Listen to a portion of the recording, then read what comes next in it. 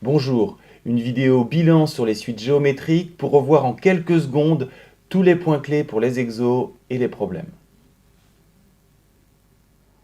Si vous voulez démontrer qu'une suite n'est pas géométrique ou tester si une suite est géométrique, vous calculez les rapports entre des termes successifs. Si les rapports sont différents, c'est sûr, la suite n'est pas géométrique. Si les rapports sont égaux, la suite est peut-être géométrique, mais ça ne constitue pas une démonstration.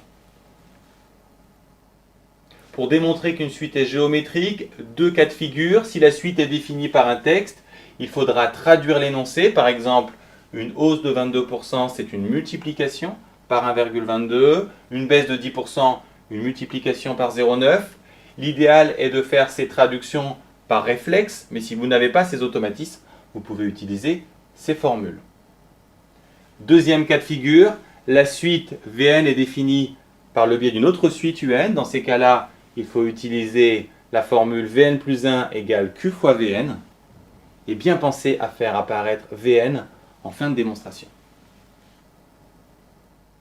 Si on vous demande d'exprimer une suite Vn en fonction de n, autrement dit sa définition explicite, vous appliquez tout simplement la formule du cours, et si vous n'avez pas V0, vous l'utilisez avec V1 ou V2, etc.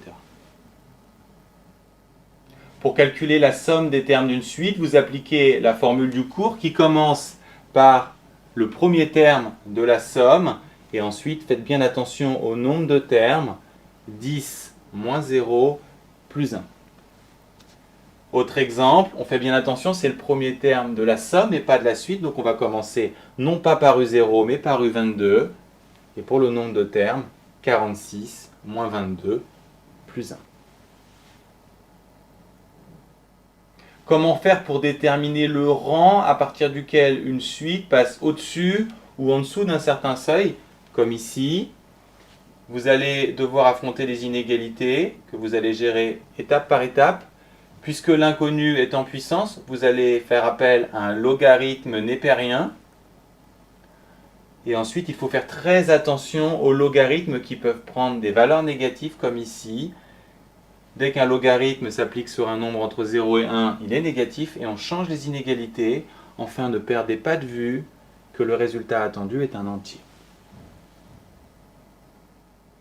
Enfin, pour déterminer sa limite, la principale clé, c'est la raison. Si elle est entre moins 1 et 1, q puissance n va tendre vers 0. Et si la raison est strictement plus grande que 1, q puissance n va tendre vers plus l'infini.